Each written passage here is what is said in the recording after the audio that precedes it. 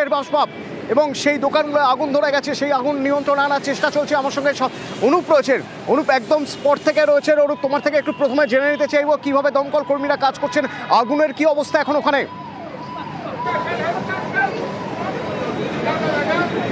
দেখো, সবার আগে তোমার আগুনের ছবিটা আমি দেখানোর চেষ্টা করবো। দমকল কর্মী যারা কিন্তু আগুন আয়ত্তে আনার চেষ্টা করছে এবং সামনের অংশে যখন আগুন আয়ত্তে আনার চেষ্টা করছিল এবং বিল্ডিং যে মার্কেটের পিছনের অংশ যে বিল্ডিং, সেখানে কিন্তু নতুন করে আগুন ছড়িয়ে পড়েছে এবং ধোঁয়া যে একেবারে অনবরত বেরোচ্ছে, তুমি সেই ছবিটা একেবারে লক্ষ্য করতে পারছো। পাশের যে বিল্ডিং, সেখানে 30টি পরিবারের বেশি বসবাস এবং তারা সেখান থেকে কিন্তু প্রাণ ভয়ে নিচে নেমে আসে এবং দমকল কর্মীদের গোটা বিষয়টি জানায়। যেহেতু দমকল কর্মী আধিকারিক, তারা প্রথমে সামনের অংশে যখন আগুন আয়ত্তে আনার চেষ্টা করছিল, ভিতরের একাধিক কাঠের সামগ্রী জিনিসপত্র বাইরে বের করার চেষ্টা করছিল এবং সেই সময় লক্ষ্য করা যায় যে পিছনের অংশে একাধিক যেখানে দোকান রয়েছে, একাধিক পরিবারের বসবাস রয়েছে, সেই জায়গায় কিন্তু একেবারে আগুন ছড়িয়ে পড়ে এবং ছবিতে তুমি একেবারে লক্ষ্য করতে পারলে এই যে ভয়াবহ ছবি, একেবারে পাশের বিল্ডিং এ যে আগুন জ্বলছে, ধোঁয়ায় ভরে গিয়ে ছবি তুমি একেবারে লক্ষ্য করতে পারছো। সামনের দিকে দমকলের পক্ষ থেকে 10টি ইঞ্জিন কিন্তু আগুন নিয়ন্ত্রণে আনার চেষ্টা করছে। ঠিক সেই সময় লক্ষ্য করা গেল যে পিছনের দিকে বিল্ডিং, সেখানে কিন্তু আগুন লাগলো এবং আগুন যে ছড়িয়ে পড়েছে এমনটা কিন্তু বলা যায়। তার কারণ এই মুহূর্তে 10টির বেশি 15টি ইঞ্জিন কিন্তু আগুন নেভানোর কাজ চালাচ্ছে এবং সামনের অংশের ছবি তুমি দেখছো এবং পিছনের অংশের ছবিটা আরো একবার দেখানোর চেষ্টা করব। একেবারে সেই বিল্ডিং গুলো যে আগুন লাগছে সেই ছবি তুমি লক্ষ্য করতে পারছো এবং আরো ছবি দেখানোর চেষ্টা করব। দমকল কর্মী তারা পিছনের অংশ যেখানে নতুন করে আগুন লাগলো সেই জায়গা কিন্তু ইতিমধ্যেই পৌঁছে আগুন নেভানোর কাজ চালাচ্ছে এবং একটি মার্কেটেরই পাশের অংশে একটি উঁচু জায়গা উঠে সেখান থেকে কিন্তু জল দিয়ে সেই বিল্ডিং এর আগুন আয়ত্তের চেষ্টা করছে। কিন্তু পরিস্থিতি যেহেতু নিয়ন্ত্রণের বাইরে গিয়েছে, প্রথম থেকে দমকল কর্মী তারা চেষ্টা চালাচ্ছিল কোনোভাবে যাতে আগুন ছড়িয়ে না পড়ে, আগুন আয়ত্ত থাক, কিন্তু দেখা যায় আগুন কিন্তু নতুন করে ছড়িয়ে পড়েছে এবং সামনের অংশ নয়, সামনের অংশের পাশাপাশি মার্কেটের যে পিছনের অংশে যে বিল্ডিং, সেখানেও কিন্তু একইভাবে এই আগুন ছড়িয়ে পড়েছে, যার ফলে দমকল কর্মীরা সেই জায়গায় আগুনের উৎসস্থল পৌঁছানোর চেষ্টা করছে এবং সেখান থেকে নতুন করে কিন্তু জল দেওয়ার কাজ করছে এবং এই যে বিল্ডিং দেখতে পাচ্ছ, এই বিল্ডিং আমি একটু ভৌগোলিক জায়গা থেকে বোঝার চেষ্টা করি বা যারা টিভি স্ক্রিন দেখছেন তারা যদি বোঝার চেষ্টা করে কোন জায়গায় সমস্যা হচ্ছে, আগুনের উৎসস্থলে পৌঁছতে কোন জায়গায় সমস্যা হচ্ছে, কেন এতটা সময় লাগছে?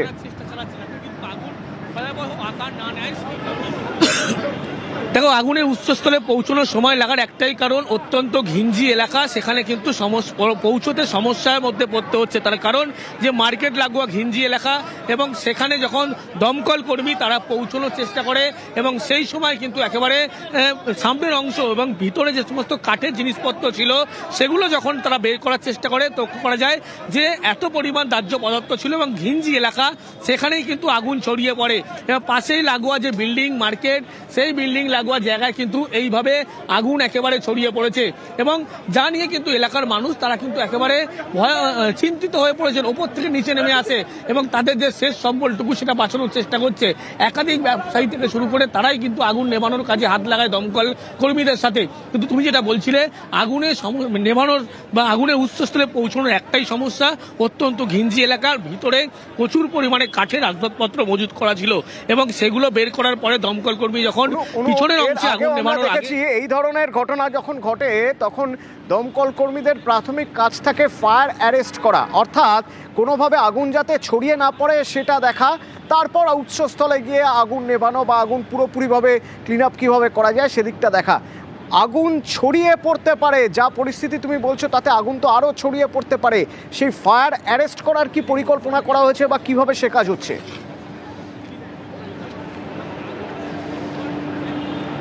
দেখো, ফায়ার অ্যারেস্ট করার কিন্তু এখনো দমকলের পক্ষ থেকে কোনো পরিকল্পনা না, শুধুমাত্র ফায়ারটা যাতে আগুন একটা নিয়ন্ত্রণের মধ্যে রাখা যায়, একটা জায়গায় সীমাবদ্ধ রাখা যায়, সেই প্রচেষ্টাই তারা কিন্তু করছে এবং দমকল আধিকারিক তারা কিন্তু এই মুহূর্তে আগুন যে লেগেছে সেই ঘটনাস্থল একেবারে সেখানেই কিন্তু ইতিমধ্যেই প্রবেশ করার চেষ্টা করছে, কিন্তু দূর থেকে ইতিমধ্যেই জল দিয়ে সেই জায়গাটা কিন্তু আগুন যাতে নতুন করে ছড়িয়ে না পড়ে তারা কিন্তু সেই প্রচেষ্টা চালাচ্ছে এবং এখন যে তুমি ছবি লক্ষ্য করতে পারছো, পাশেই যে বিল্ডিং মার্কেট লাগোয়া সেই বিল্ডিং বিল্ডিংয়ে কিন্তু আগুন লেগেছে, যার ফলে দমকল কর্মীরা আগুনের যে উৎসস্থল সেখানে পৌঁছতে না পারার কারণেই দূর থেকে কিন্তু একেবারে যেখানে ধোঁয়া দেখতে পাওয়া যাচ্ছে সেই জায়গা জল দিয়ে কুলিং প্রসেস করে তারপরে আগুনের উৎসস্থলে পৌঁছানোর চেষ্টা করছে।